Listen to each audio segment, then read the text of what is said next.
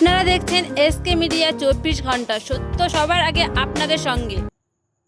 4/6/2025 Kolaghat block ইমাম মুয়াজ্জিন অ্যাসোসিয়েশনের পক্ষ হইতে কাশ্মীরের পহেলগাঁও বর্বরোচিত সন্ত্রাসবাদী হামলার প্রতিবাদে ওয়াকার সংশোধনী আইন 2025 বাতিলের দাবিতে প্রতিবাদী সভা অনুষ্ঠিত হল সাগরবাড় হাই স্কুল মাঠ প্রাঙ্গণে, কোলাঘাট, পূর্ব মেদিনীপুর।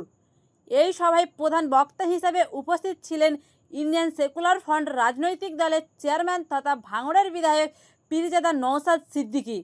আমি সাগিরা খাতুন, এসকে মিডিয়া 24 ঘন্টা, সত্য সবার আগে আপনাদের সঙ্গে। যে বিদ্যুৎটা যাচ্ছে মালদা মুর্শিদাবাদে বাংলাদেশে, ওটা বন্ধ করে দেবো, বাংলাদেশটা অন্ধকারে রাখবো, ওটা বললেই শুভেন্দু বাবুকে কি ওপর থেকে ধমকাতে, এই চুপ কর, বেশি বোকা হয়ে যাচ্ছে। ব্যবসাটা এটা ব্যবসার মতো করে নিচ্ছে। পানি বলছে বন্ধ করে দেবো, ভালো কথা, কিন্তু 2019 সালেও তো বলেছিল পানি বন্ধ করে দেবো। হঠাৎ কোন কে পানিটা চালিয়ে দিল আমার ভাই? জানতে ইচ্ছে করবে না? জানতে ইচ্ছে করবে না? আমি জানছি বলি তুমি দেশদ্রোহী, এই জানছি বলি তুমি ভারত বিরোধী। তোর রাগ সার্টিফিকেট। বাবা সাহেব আম্বেদকর তার টিমকে নিয়ে 2 বছর 11 মাস 18 দিন অক্লান্ত পরিশ্রম করে যে সংবিধান আমাদের উপহার দিয়ে গেছে, সেই সংবিধানে আমার বলার স্বাধীনতা আছে, এবং অবশ্যই সেই স্বাধীনতার মধ্যে যেন সীমাবদ্ধ থাকে। কেউ সমালোচনার ঊর্ধ্বে নয়।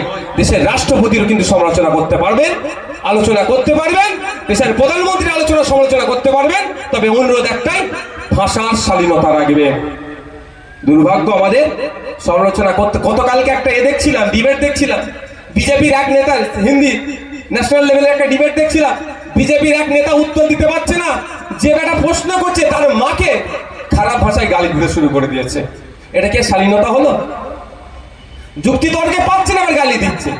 তাই আমি আপনাদের অনুরোধ করব, আলোচনা করতে হবে, জিজ্ঞাসা করতে হবে যে 2019 সালে পানি তো বন্ধ করে দিয়েছিলাম আমরা, আমাদের 40 জন সেনাকে শহীদ করেছিল বলে ওদের দিক থেকে জঙ্গি এসে, হঠাৎ তাহলে পানিটা কে চালালো আর কবে চালালো? তাহলে সে কি হবে? যে পাকিস্তানকে পানি দিচ্ছে তাকে আমরা কি বলবো? কি বলবো?